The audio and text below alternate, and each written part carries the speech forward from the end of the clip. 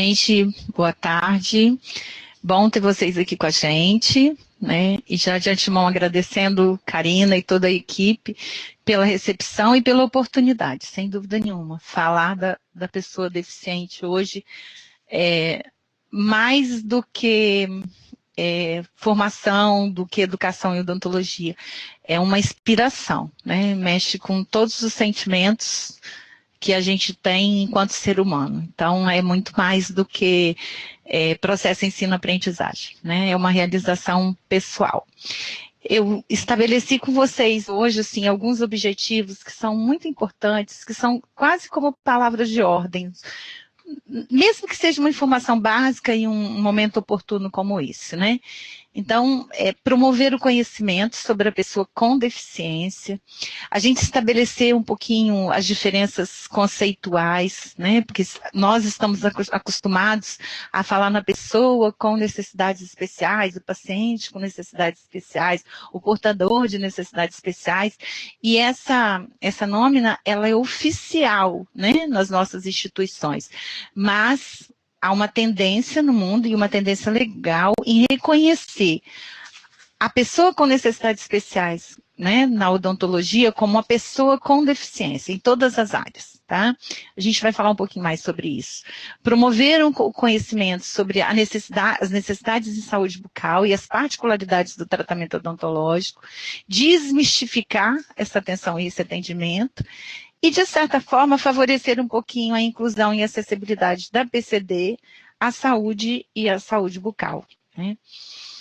Com relação à pessoa com deficiência, quem ela é importante que a gente conheça um pouquinho de toda a história e fazer um resgate histórico sobre como essas pessoas viveram, como elas são chamadas. Parece que é pura e simplesmente um nome, mas não é não. Por trás de todos os nomes que essas pessoas receberam ao longo da vida, tem uma história. Então, no mundo grego e romano, a gente vê isso retratado até em filme, né? No filme 300, se alguém que teve a oportunidade de assistir, viu uma cena que um soldado excluído do exército, né? Ele sobe uma montanha e não foi à toa que ele subiu essa montanha. Era dessa montanha que eles jogavam as crianças que nasciam com algum defeito físico, né? E jogavam e condenavam à sua própria sorte. Também no mundo grego, algumas crianças eram abandonadas nos rios para que a sua própria sorte também, e a gente sabe qual era o destino, porque essas crianças, elas comprometiam o futuro das próprias comunidades. Há ainda hoje muitas tribos indígenas, inclusive no Brasil, que fazem isso, né? Condenam essas crianças ou morrer na mata, ou morrer, né, enterrado vivo, porque compromete o futuro e a existência da própria tribo. Eu costumo citar uma historiazinha que eu vivenciei no estado do Espírito Santo, de uma comunidade quilombola, depois de Conceição da Barra, na época que o nosso então ex-governador Renato Casagrande era secretário de Agricultura, e eles abriram uma estrada para essa comunidade quilombola, e lá a gente encontrou aproximadamente 200 pessoas, metade tinha paralisia cerebral. Então, além disso e de outras particularidades da comunidade, alguns pensadores decidiram deixar essa comunidade intocável, para vocês verem assim, como a história vai se repetindo, né? Algumas comunidades indígenas brasileiras fazem a própria seleção natural. E aí a gente vê o exemplo na contramão de uma comunidade pertinho de nós, e todo o seu futuro comprometido com metade das crianças com paralisia cerebral. Então, vocês imaginem isso no processo de sobrevivência ao longo da história dessa comunidade, onde vai parar, né? Durante muito tempo também, a pessoa com deficiência foi associada, em especial na Idade Média, à magia, à bruxaria, ao demônio. Então, muitos eram condenados à fogueira, né? Na era cristã também, essas pessoas eram excluídas do contexto da sociedade, eram abandonadas, já foram usadas em circos, em apresentações, né? Como algo sobrenatural, estranho ao nosso mundo. E alguns movimentos conseguiram, de certa forma, eliminar e desfavorecer esse pensamento nosso. Também a forma de chamar esteve associada a esse momento histórico e cultural. Então, deficiente, retardado, incapaz, excepcional. Por que deficiente? Por que retardado? Por que incapaz? Por que excepcional? Deficiente porque faltava alguma coisa. Então, à medida que eram observadas as deficiências, necessidades e as incapacidades, as pessoas iam estabelecendo um tipo de nome, um tipo de identidade para a pessoa com deficiência, né? Na odontologia, a gente sabe que são pacientes com necessidade especial, ou portadores de necessidades especiais. A gente faz uma crítica aqui, sabemos, né, que é o nome oficial que a gente dá, né, a esse paciente, mas, entretanto, necessidade especial todos têm, né? Todos nós somos especiais, todos nós temos necessidades em saúde bucal. Então, a gente defende hoje até a adequação à legislação internacional que o Brasil assina, que é signatário, que adota pessoa com deficiência, né?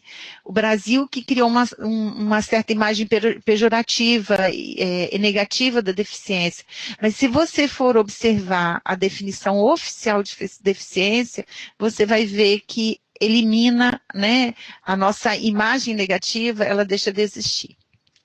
E aí eu chamo a atenção também, pensando num resgate histórico, sobre a Revolução Francesa, que, de certa forma, fez ressurgir os pensamentos de Rousseau sobre igualdade, fraternidade, solidariedade, principalmente sobre a igualdade entre as pessoas. Foi nesse momento que nós abandonamos alguns preconceitos e passamos, de certa forma, a incluir a pessoa com deficiência no contexto da sociedade. Então, a Revolução Francesa, ela trouxe para nós um novo olhar, né?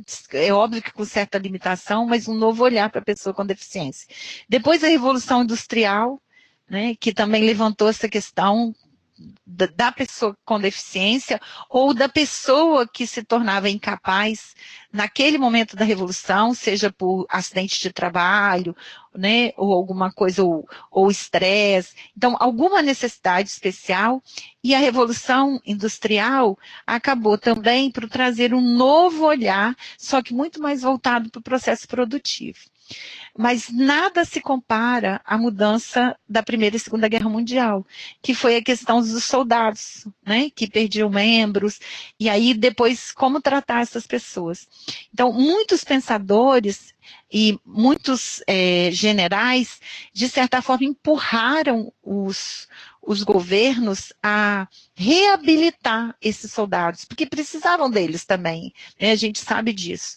E a Segunda Guerra, a gente sabe claramente os horrores promovidos, né, no pano de fundo da Segunda Guerra Mundial, as experiências médicas com troca de membros, né, e os danos que isso causou à nossa sociedade. Mas também levantou uma questão positiva, que foi a inclusão desses soldados, das pessoas com deficiência no contexto da sociedade. Então, é importante a gente ter essa noção, até mesmo, né, para conhecer a sua própria história, conhecer quem é a pessoa, qual é a identidade da pessoa com deficiência, tá? Houve um movimento durante a Segunda Guerra, liderado pelos Estados Unidos, que era uma palavra de ordem: integrar e reabilitar. A gente sabe que havia um interesse por detrás, mas nós não podemos esquecer o impacto positivo que isso causou na sociedade mundial, né? A partir disso, foi editada a Declaração dos Direitos dos Homens, 1948, e que reitera, né, no seu primeiro artigo, a igualdade entre todos nós. A partir daí, os organismos internacionais estabeleceram um ano internacional, né, da pessoa com deficiência, que foi celebrado em 1981, e nesse ano internacional fez um programa, né, uma ação mundial para a pessoa com deficiência. E aí o lema era igualdade e inclusão, igualdade e inclusão. Tudo bem? A partir disso surgiram novos movimentos, Declaração de Salamanca, que ressalta a inclusão na educação, algumas convenções. Desses documentos todos produzidos no mundo inteiro, o Brasil é signatário. O Brasil é tido como o 5º país mais incluso do mundo sob o aspecto legal, né? A gente sabe que a prática é um pouquinho afastada, né, do contexto, mas nós não podemos esquecer que avançamos bastante. Precisamos avançar mais, mas avançamos bastante. Avançamos tantos que o tema, né, da redação da nossa avaliação aí esse ano foi, né, educação para a pessoa com deficiência. Então, vocês veem como isso está sendo discutido aí no mundo inteiro, em especial no Brasil, tá? Outro aspecto da identidade da pessoa com deficiência é tido pela Organização Mundial de Saúde, que é a sua classificação, né? Motor, auditivo, visual, a deficiência física e as deficiências múltiplas, tá? É extremamente importante a gente saber disso. Nós temos alguns conflitos aí também nessa questão da classificação, mas o próprio IBGE usa a mesma classificação que a Organização Mundial de Saúde. A odontologia também precisa se adaptar a isso, é extremamente importante, tá? Na questão de estabelecer a identidade da pessoa com deficiência, a gente precisa citar dois grandes pensadores, né? Dois grandes nomes da saúde no mundo, que é o Pinel e o Foucault. O Pinel, por causa do movimento de tirar as correntes das pessoas com deficiências que eram internas, né, dos hospitais de custódia, dos hospitais dos loucos, né, que a gente costuma ver muito nas escritas por aí. Então, Pinel, ele não entendia por que aquelas pessoas estavam lá, né? Por que a sociedade acorrentava? Então, ele entendeu que o primeiro princípio para o tratamento dessas pessoas era a liberdade e depois a reintegração à família. Esse é o mesmo princípio que o Brasil utiliza na política de atenção ao crack e outras drogas, que é o de volta para casa. Né, que essas pessoas precisam ser inseridas. Gente, isso é tão importante a gente saber que ainda hoje, no estado do Espírito Santo, pasmem vocês, nós temos pessoas que têm algumas diferenças, né, intelectuais, que têm alguns probleminhas relacionados à deficiência, que vivem em hospitais ou instituições em gradeadas, onde a geladeira tem grades. Eu costumo citar uma história muito legal, que é do personagem do Estênio Garcia, numa novela, acho que foi Caminho das Índias, que ele era o médico de uma instituição, um hospital dia hoje no Rio de Janeiro, né, lá no Engenho Novo, e a primeira coisa que ele fez, e é uma história real, né, de um médico psiquiatra no Rio de Janeiro, o Estênio interpretou esse grande amigo dele, essa história real, em que a primeira coisa que ele fez foi dar uma identidade. Muitos não tinham carteira de identidade, né? Muitos não tinham nenhum benefício, ficavam ali abandonados à sua própria sorte. E aí ele começa a criar programas de lazer, de inserção no mercado de trabalho, e ele transforma esse hospital. É muito interessante a história desse médico do Rio de Janeiro, interpretado pelo Estênio Garcia. E depois foi Foucault. Foucault também foi um que defendeu a identidade dessas pessoas. Elas existem, elas têm nome, elas são gente, né? Elas não são só um corpo em movimento, que era o que a gente via. Se o corpo se movimentava demais, se o corpo fazia muito barulho, se não conseguia dialogar, né, com as pessoas, então essas pessoas tinham que ser excluídas, porque elas fugiam o padrão de normalidade estabelecido pela própria sociedade, tão falado em Foucault. Né? E assim, Foucault tem uma contribuição fantástica, porque ele entendia que nós precisávamos nos aproximar desse movimento, né, e não excluir. Então, Foucault, ele estabelece uma linha entre o normal e o patológico, óbvio que sim, mas não de distanciamento, mas de aproximação, tá? Outra questão filosófica que é importante a gente saber é que, com o tempo, nós passamos também a criar novas denominações para a própria deficiência, para a incapacidade e desvantagem, né? Hoje, desde 1997, a gente fala em deficiência, atividade e participação, olha a diferença, né? E em 2001 teve uma Assembleia Mundial que fez uma classificação internacional de funcionalidade e incapacidade de saúde, né? Tão preocupado que as pessoas ficam com a saúde dessa população. E saúde bucal não está fora disso, não pode estar nunca, né? Tá? No Brasil, os marcos legais, vou deixar para vocês a Convenção da Guatemala, que conceitua a deficiência, estabelece quem é, a classificação. Aí tem todo um aparato legal, toda a nossa política, como foi estabelecido, né? A Constituição, que garante, né, acesso ao SUS, os princípios, a uma política nacional. O próprio PSF, né, quando estabelece o diagnóstico do território, a gente tem lá que incluir a Política Nacional de Saúde Bucal, né, e o Brasil Sorridente Cell, que disponibiliza ali um profissional, né, especialista para o atendimento da pessoa com deficiência na odontologia. 1 e 2, né, dependendo do tipo de cell, até 2. Então, nós estamos literalmente inseridos dentro dessa política, desde 2004, com o lançamento da Política Nacional de Saúde Bucal, e desde 2001, quando a odontologia foi incluída obrigatoriamente no Programa de Saúde da Família. Nós nunca estivemos fora, né? Nós precisamos desmistificar esse atendimento, né, o mais rápido que a gente puder e tomar, né, os nossos espaços mesmo, dentro desse contexto da política. Outro aspecto também importante foi em 2012, quando foi lançado o Plano Nacional da Pessoa com Deficiência, o Viver Sem Limites, e estabelecido uma relação com a rede de cuidados da pessoa com deficiência e as comissões, né, de atendimento, tudo isso inclui a saúde bucal. Sobre a ótica da saúde bucal, há um incentivo maior para a CELS, que tem dois especialistas que vão de R$ 1.600, é um adicional para o centro de especialidade, até R$ 3.800 e poucos, dependendo do tipo de CEL, quando eu tenho o segundo especialista atuando. Né?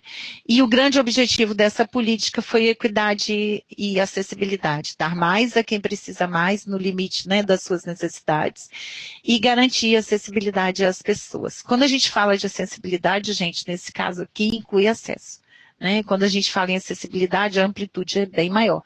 Eu tenho as barreiras físicas, eu tenho as barreiras intelectuais, eu tenho as barreiras éticas, né? Eu tenho várias barreiras no contexto da acessibilidade. A gente não pode só falar em barreiras culturais, a gente não pode só falar em barreira física. Né?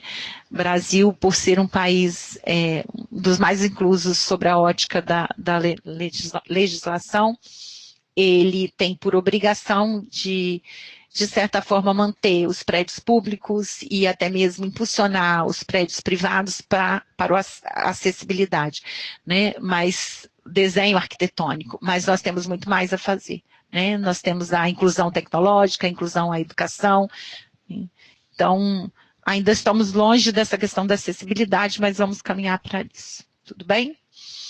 Bom, já falamos quem é a pessoa com deficiência, mas, de fato, sobre a ótica epidemiológica, quem é essa pessoa? Onde ela está? Né? Por que nos últimos 10 anos a gente tem esbarrado com isso com certa facilidade? Né, que é o relacionamento todo o tempo inteiro, fazendo parecer que há um aumento da prevalência. Tem muito autista no momento, a gente busca explicação. São as vacinas, são os metais pesados, são as medicações. Mas será que realmente houve um aumento da prevalência, né, do autismo?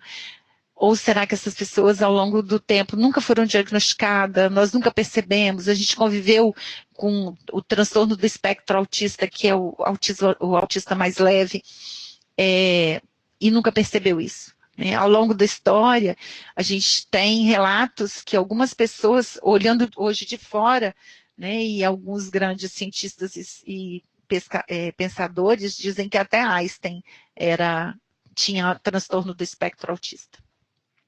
Mas a gente vai evidenciando essas questões e buscando, né? Sem dúvida nenhuma. Bom, segundo a OMS, existem 15,3% da população no mundo, né? 1 bilhão de pessoas com deficiências graves e moderadas. Desses, 93 milhões são crianças e adolescentes. É uma pesquisa mundial de saúde, é a carga global de saúde, né? Feita aí em 2004, depois em 2011, mas está evidenciando que é um número muito grande. Isso, gente, se a gente for pensar só naquelas deficiências, nós não pensamos nos idosos que têm limitação, nós não pensamos nas pessoas que são mutiladas, osteotomizadas, né? Elas não estão nesse diagnóstico, nessa classificação. Então, a expectativa é que isso aumente aí para 25%. A gente não pensa no diabético, a gente não pensa no paciente que tem problemas, né, de AVE, nós estamos pensando únicos, exclusivamente naquelas deficiências declaradas naquela classificação da OMS. Então, a gente sabe que esse número é e vai ser muito maior, né? O Banco Mundial estima que 20% das pessoas vivem em condições de pobreza. Então, vocês imaginam assim, ou de extrema pobreza, né? Vocês imaginam a condição, por mesmo que haja um benefício, que essas pessoas tenham, né, buscado, vão se apropriando, né, de tudo, e até mesmo buscando acesso à educação, à saúde pública, a situação dessas pessoas não é fácil, sem dúvida nenhuma. No Espírito Santo hoje existem em torno de 500 famílias, né, que tem no mínimo 2 pessoas, a média 2 pessoas com deficiência na família, ela se repete. Então é assustador se você pensar que, né, que nós temos aí no Espírito Santo esse número chega a ser 30%, é maior um pouquinho que o contexto proposto pela Organização Mundial de Saúde. Então, eu tenho que estar muito atento, né? Chega a ser 30% dessas pessoas que não têm acesso a nada, nem ao benefício, né? O governo garante um benefício chamado BPC, e essas pessoas não chegam até ele, não sabem como chegar, mesmo que a Secretaria de Assistência Social esteja ali presente, né? Mas elas não têm como chegar. Né? Segundo a Unicef, 30% das crianças que têm, né, deficiência vivem nas ruas. Então, é assustador. Está aí um mapa da deficiência, depois vocês olhem com mais carinho. Né? Por incrível que pareça, né, o maior número de pessoas deficientes vivem na região sudeste, então com todos os problemas, né, de aglomeração populacional, os problemas urbanos que nós temos, a maioria das pessoas. Depois vem alguns estados do Nordeste, depois Sul, Norte e Centro-Oeste. O Centro-Oeste tem 1,6% da população só. Olha que interessante isso, né? O número é bem menor. A gente tinha que buscar o porquê dessas grandes diferenças. Apesar dos muitos Brasis, algumas têm que ser bem explicadas, né? Então, vamos lá. Segundo o IBGE, 6,2% da população apresenta algum tipo de deficiência. As deficiências mais prevalentes a gente sabe, né? Motora, depois auditiva, física, mental. Mas a mais é a visual, com quase 19%. Essas pessoas, né, estão em busca de educação, trabalho e são vítimas de violência. Esses são, né, os maiores impactos na vida dessas pessoas. E a saúde bucal, que também tem um grande impacto. Em relação à saúde bucal dessas pessoas, os nossos problemas são os mesmos, iguaizinhos da população pobre em geral. Entretanto, isso vem agravado, a prevalência é maior. Eu tenho uma prevalência de 12,8 de cárie, então foge muito a média da população, tá? E aí eu tenho alguns agravantes, que isso não vem sozinho, né? Os hábitos bucais deletérios. Há um estudo no Sul, feito pela professora Lilian Rigo, em Passo Fundo, 60% das crianças estudadas no estudo têm má oclusão. Então, assim, é uma situação, e uma má oclusão sem acesso, porque a ortodontia ainda não encontrou meios, né, de estabelecer esse conhecimento, esse imaginário para o tratamento dessas pessoas, né. Aí eu tenho as questões do traumatismo, do bruxismo, a disfunção, alterações dos tecidos duros, né, as fissuras, que também é uma situação que a gente precisa também dar uma atenção, porque é um tratamento multidisciplinar, complexo, ao longo da vida, né, é um casamento, eu costumo dizer que é um casamento, e ainda nós não conseguimos alcançar essas pessoas, tá? E outros né, variáveis que influenciam muito, que é a hipossalivação, a questão da higiene, né, dieta rica em carboidrato, porque a gente tem essa tendência de querer agradar. Imagine a mãe com um filho com deficiência, ela acha sempre o tempo todo que ela tem que agradar, de certa forma uma superproteção existe, é difícil pôr limites. E eu tenho outra questão, que é a falência muscular, a mastigação precária e a questão do acesso a serviços. Então, todos são variáveis de grande impacto à saúde bucal dessas pessoas, tá? Bom, gente, aí é que vem o nosso problema, né? O excesso de medicamento, hipossalivação, então mais cárie, mais presença de carboidrato, mais presença de substâncias tóxicas, a questão do envelhecimento, os acidentes vasculares encefálicos, né? Nós sabemos hoje que hoje eu acabei de receber um livro em PDF e eu acabei lendo, e a gente sabe hoje que a terceira causa de morte no Brasil infelizmente, está sendo o somatório de medicamentos, né? A chamada síndrome do paciente idoso. A quantidade de medicamentos que ele tem que tomar, muitas vezes prescrito por diferentes médicos que não se falam, levando aí à falência, né, sobre vários aspectos. Então, nós temos que ter uma preocupação muito grande com essa questão também. E aí, gente, quais as soluções que a gente tem encontrado para as inúmeras deficiências e quais são elas mais comuns no nosso consultório? Né? Você vê que, no geral, a situação da boca é bastante precária, né? É o que a gente encontra o tempo inteiro, né? Então, alertando aí. Karina, depois você pode mostrar. Deixa aqui, tá aqui que eu vou mostrar. E já tem em PDF, tá, gente? Ó, infelizmente o título aqui, né? Ó lá. Medicamentos Mortais e Crime Organizado. O título é assustador, né? Eu já falei que deve ser um livro tenso. Eu recebi ontem por volta das 10, 11 horas em PDF e eu li 50 páginas já. Tá? Eu li bastante a que me interessava, que era o uso da Ritalina. Mas quando eu vi o sumário, acho que tudo nos interessa. Tá? E é uma denúncia sobre o uso do medicamento e morte, suicídio, assustadora. Tá? Então, assim, outra coisa que a gente tem que estar atento também, né, já aproveitando a questão do suicídio, muitos desses pacientes, eles têm potencial pelo uso de medicamentos e drogas, né, então, essa sensibilidade, esse olhar, né, esse novo modelo que a gente tem, né, propondo para a odontologia como um todo, para atenção em saúde bucal, ele é muito importante, né, na atualidade. Então, eu costumo dizer que a abordagem tem que ser assim, ó, primeiro, manter contato, né, e eu uso muito essa questão do contato físico, né, o toque, que é uma coisa extremamente importante. Então, eu toco mão, eu toco pé, eu toco face, antes de qualquer abordagem à boca, tá? Primeiro vínculo. O vínculo é um sentimento que nasce lá na barriga, né? Que nem quando se corta o cordão umbilical você consegue romper. Ele se mantém, né? Com a criança e o bebê por muito tempo. Né? A criança exercita a separação quando ela joga o brinquedinho, a mãe traz de volta, ela joga de novo o mesmo brinquedo. Às vezes a gente se irrita. Quando ela chora quando a mãe sai, quando ela chora quando a mãe chega. Quebrar o vínculo é um exercício e ela tem que ser amadurecida.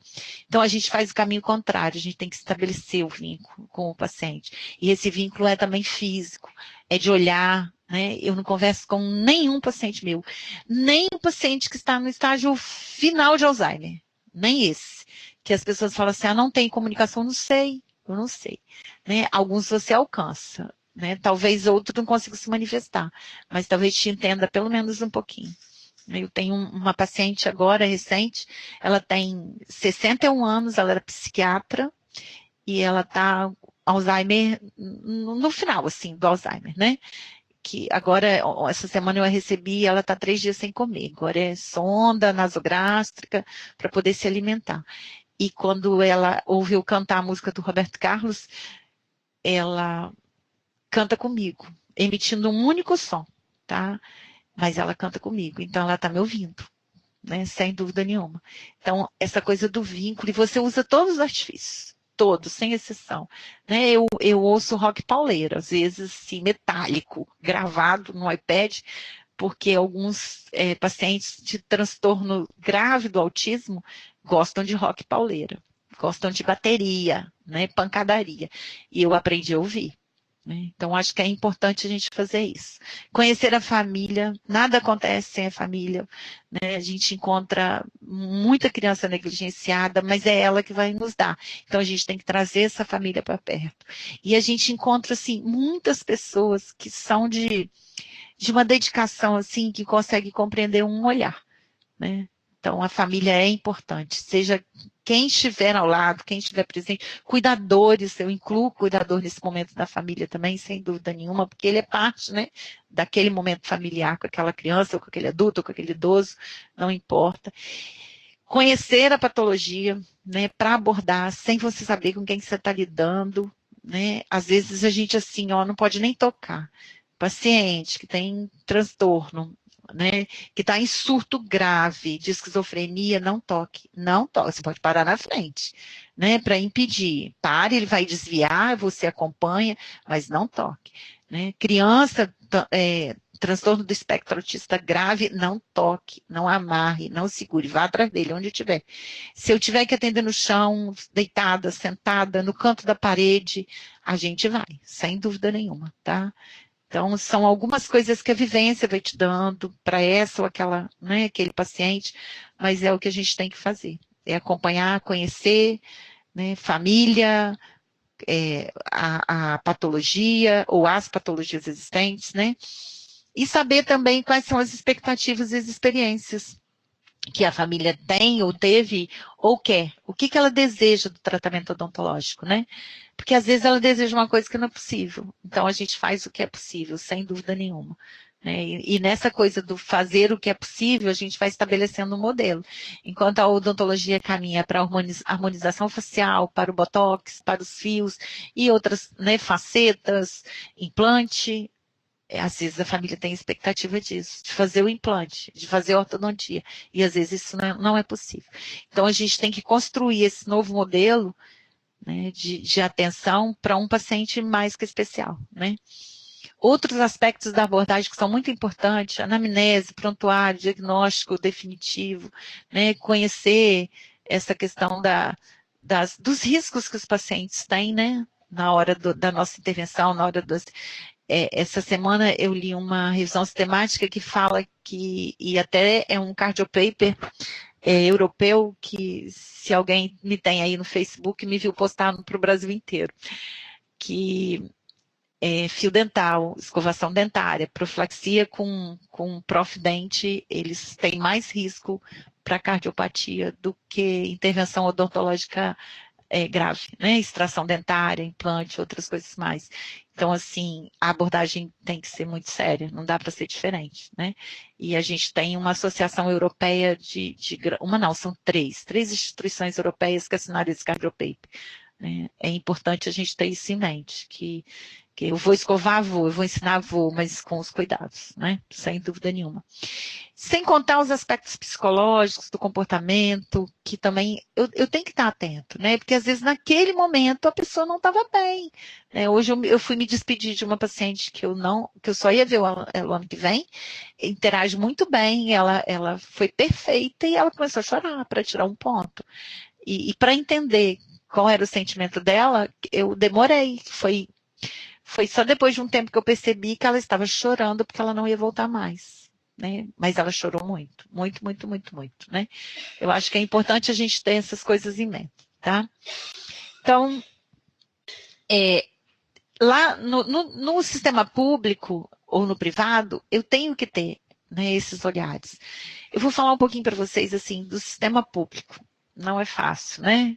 No privado, talvez a gente encontre poucas pessoas preparadas, se tornam referência. Eu me recuso ao atendimento.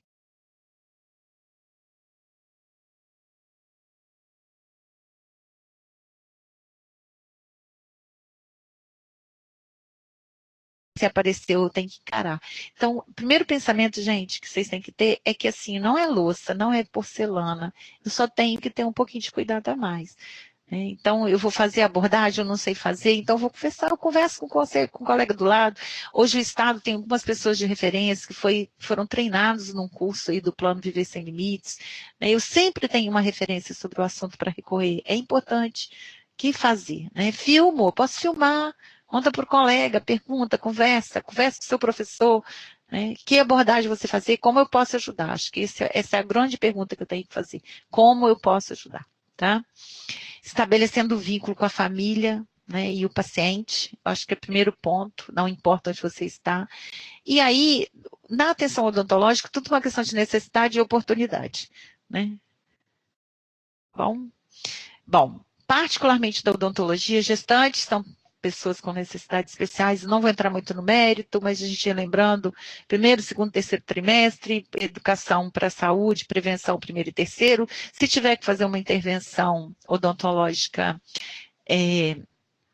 mais invasiva, segundo trimestre, né, porque as coisas vão ter assentado um pouquinho a poeira, a euforia, e né, essa coisa da surpresa, da expectativa baixa um pouquinho, então eu preciso estabelecer um pouquinho essas regras. Se for uma intervenção não eletiva, urgência e emergência, eu acho que eu tenho que ter um pouquinho mais de cuidado, porque ninguém merece dor, né? E menos ainda alguém que está carregando alguém, né? O bebê vai sentir lá, vai perceber tudo que está acontecendo, e eu acho que é importante eu ter esse cuidado. Eu gosto muito de ouvir o meu orientador de doutorado, Paulo, lá do Recife, ele fala assim, gestante, PSF, no colinho, põe ela no seu colo, porque é o que ela precisa, é de colo.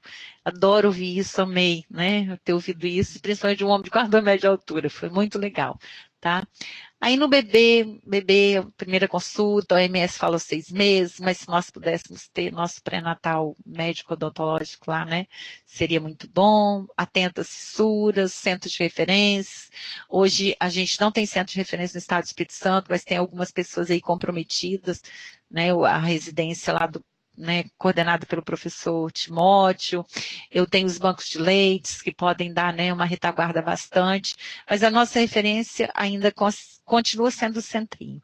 O Estado ele faz um tipo de atenção que é o tratamento fora do domicílio. Então, se vocês tiverem alguém nessa situação, manda recorrer ao Estado, tratamento fora do domicílio, para seguir em frente aí. Tá? E aí eu tenho a questão das alterações teratogênicas, agora vão voltar em moda, está até sendo discutida até a taladomida, né? Alguns medicamentos que estão seguindo o padrão da taladomida, só que não com efeitos físicos, né? Até alguns medicamentos associados ao suicídio.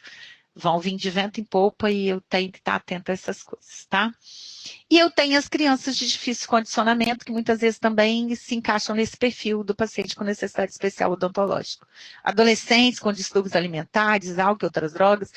Para isso, o Brasil mantém uma política, né, voltado para o Centro de Apoio Psicossocial, o CAPS, ele tem um CAPS específico, é o CAPS adolescente, né, eu tenho equipes do NASF, né, que também é um núcleo de atenção voltado para esse tipo de adolescente, mas que não garante cobertura muito grande, a gente sabe, mas é um caminho, tá? E o idoso, né, e o idoso com deficiência, o idoso por si só, ele é um paciente considerado para nós com necessidade especial, né?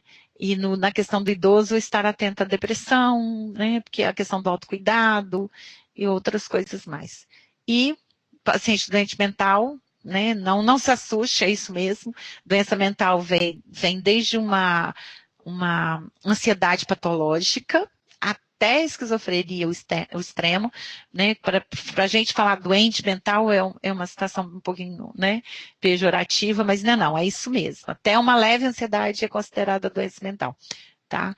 Também existe uma política, né, de saúde mental, chamada de volta para casa, e as residências terapêuticas inclusivas, tá?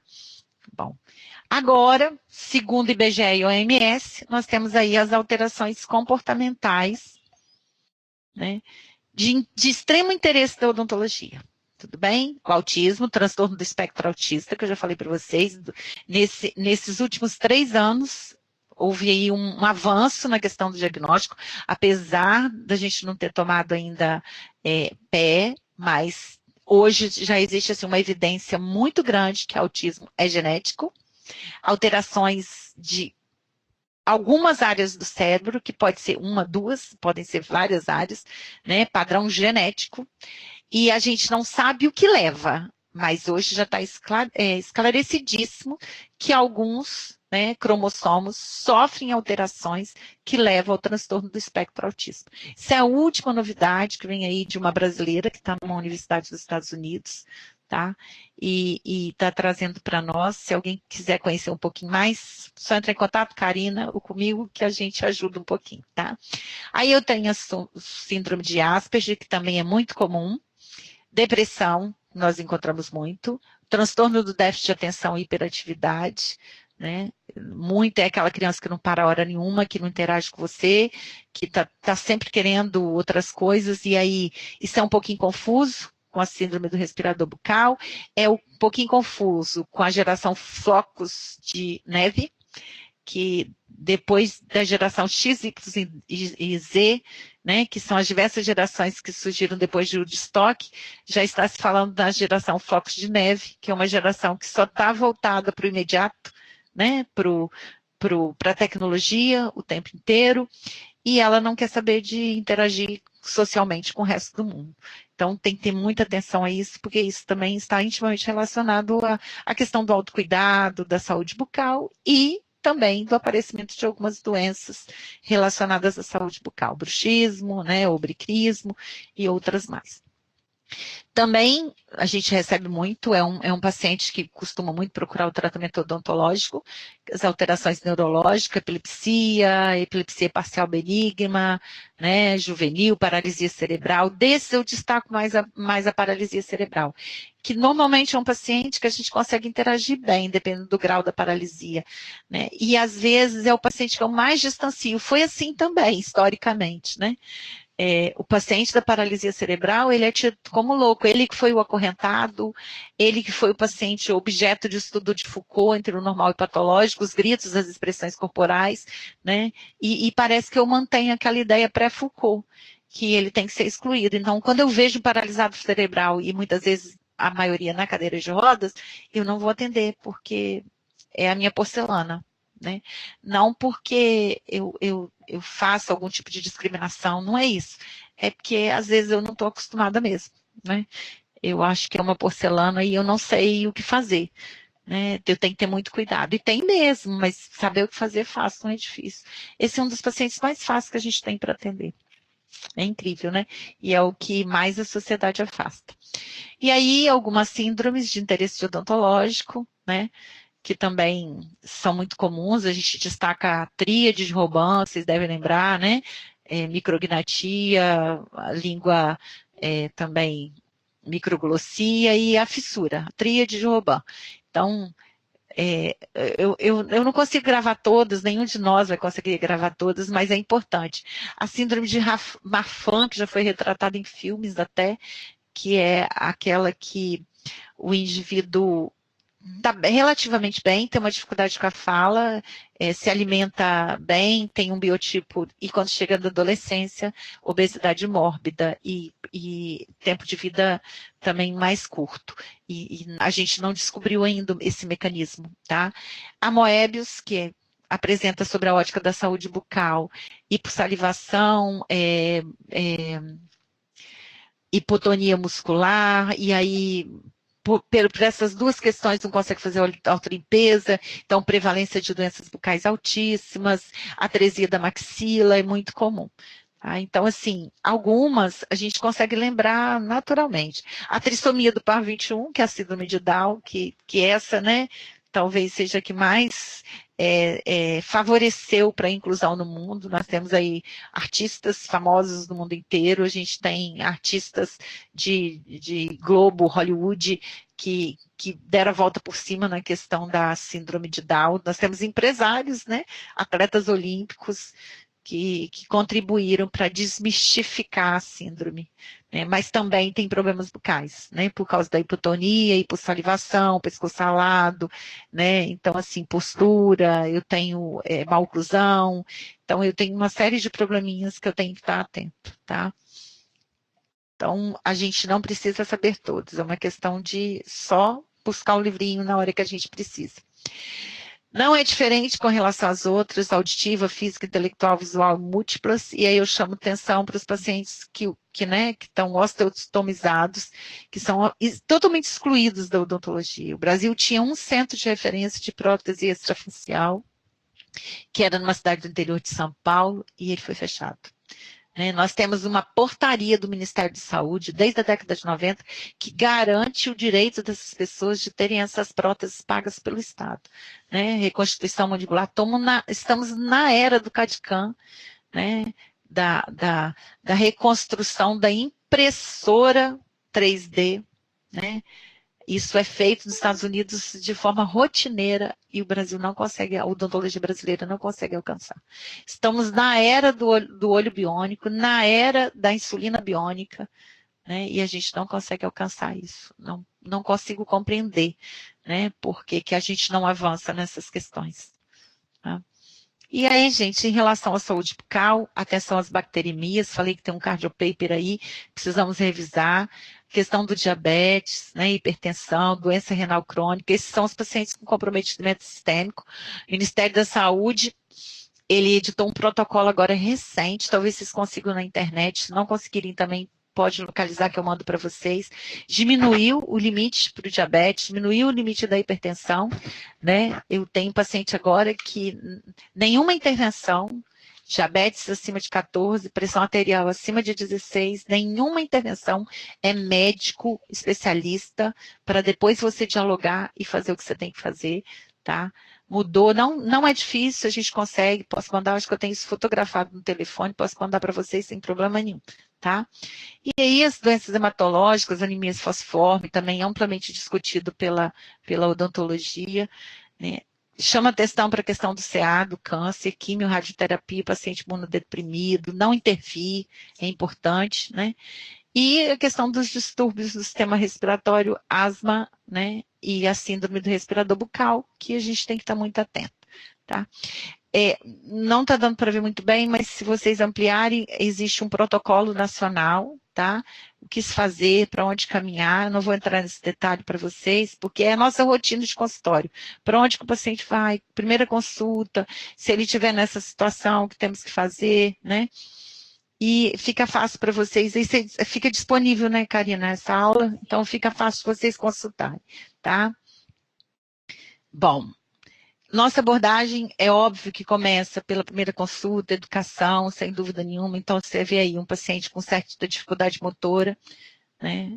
E a dificuldade motora é uma limitação para a educação e saúde, a gente sabe disso, para a motivação, para a questão da autoestima, né? Às vezes você tem alguns dispositivos que favorecem encapar a escova com EVA, para favorecer a pega, para poder aquela criança escovar. Recentemente eu vi uma entrevista na TV que a moça que teve uma certa paralisia cerebral, ela amarra o fio dental na maçaneta da porta, mantém a porta fechada, com uma mão ela segura, com a outra ela vai passando, aí ela vai passando, fica preso na maçaneta, ela vai passando os dentes para usar o fio dental. Então as pessoas vão desenvolvendo alguns artifícios para poder favorecer, né, a limpeza. A gente sabe que tem muitos, raspadores de língua, dispositivos para uso de fio dental, escovas, esses dispositivos estão na internet, não é difícil, basta dar uma olhadinha que talvez você encontre o que melhor se adapta ao seu paciente, tá? É muito interessante, eu acho que isso é um aspecto que a gente tem que abordar sempre.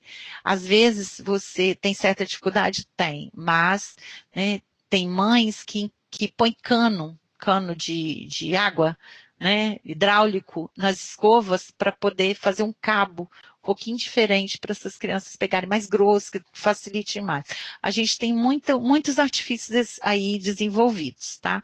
Não é uma coisa difícil. Mas a abordagem é a mesma, gente. Se você não consegue abordar o seu paciente, você tem que abordar a família, mostrar a importância do controle da dieta, né, da questão da presença de placa, essa coisa toda que você tem que trabalhar. Não é diferente, tá?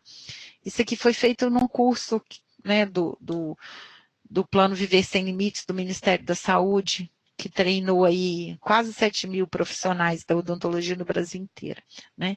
E aí a gente faz uma pergunta assim, né, que é muito importante. Onde começar, por onde começar, né? Tá aí, ó, onde começa. Né? Ao nascimento, sem dúvida nenhuma. E a nossa grande proposta, hoje eu estava relembrando um projeto de extensão que eu trabalhei como voluntária aqui na universidade, que era bem essa proposta, a gente vai e volta no tempo, né? Pré-natal médico odontológico. Né? Eu já tive uma amiga que falou, Margarete, psicológico, é verdade, né? Ah, legal, legal. Ludmila, né? Legal, Lud. Muito interessante. Eu acho que é um caminho que a gente tem que retomar. A gente abandonou um pouquinho essa coisa do pré-natal médico odontológico. É importante. Nós tínhamos um projeto de lei que garantia isso, né? e abandonamos, não sei por quê. Era importante que isso voltasse à tona, né? Essa questão da atenção à gestante jamais deveria, a odontologia para bebê, intrauterina, essa filosofia jamais deveria ter sido, de certa modo, esquecida por nós. É importantíssimo, tá? E aí a questão da restauração e reabilitação, que a gente falou para vocês, é uma questão de necessidade e oportunidade, né? E essa abordagem desse paciente, tá vendo? Não é nenhum sacrifício, né? Tudo fica mais fácil. A gente tem aqui o cão acompanhante, é um projeto de algumas instituições da Inglaterra, os países escandinavos. A criança fica muito bem com o animal, eles têm utilizado isso, são projetos fantásticos, tá?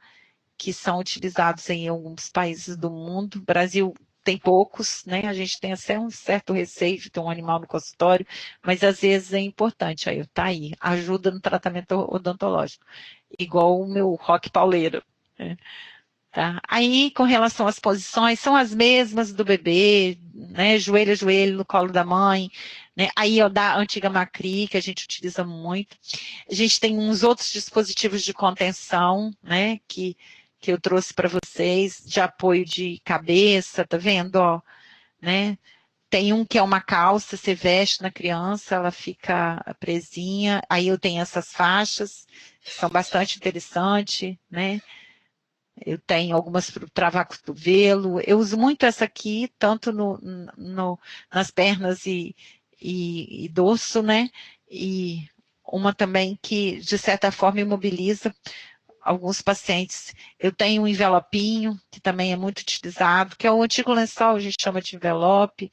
Aí, ó, e eu vou utilizando alguns dispositivos de proteção, tá, ó. Né? Esse é muito para paciente que tem muito espasmo, tá? Que se eu conseguir imobilizar dessa forma aqui, né, o tratamento vai longe. Né? Aqui são 3 crianças autistas, elas, só para relembrar vocês, né, que o transtorno é dificuldade de comunicação, interação social, mas eles estão interagindo aí, né, entre eles, tá? Aqui é o envelope, né? Isso aqui foi só um exemplo, é um aluno, tá, gente? Do colete, como que a gente usa, tá? E eu tenho ainda a possibilidade, numa proporção bem menor, de fazer o encaminhamento para o centro cirúrgico, né? Atenção terciária. Hoje, eu tenho muito pouco paciente, eu estou no CEL, o São Pedro, tem 2 anos já, e muito poucos pacientes eu fiz referência para atenção hospitalar, pouquíssimos. Né? Eu tenho paciente que nunca ninguém conseguiu pôr a mão, e com uma certa abordagem adequada a gente consegue concluir até o tratamento odontológico. Basta abordar da forma mais adequada possível e respeitando o momento, necessidade e oportunidade. E aí, gente, ó, sem sofrimento nenhum, né? Essa Adriana é uma amiga lá de São Paulo, que também tem um trabalho maravilhoso, né, com pessoa com deficiência, e tá aí, ó, sem nenhum sofrimento, de boca aberta, tá? Então, mais ou menos isso, gente, é muita coisa, muita informação, a gente sabe disso, mas vamos aqui atender um pouquinho.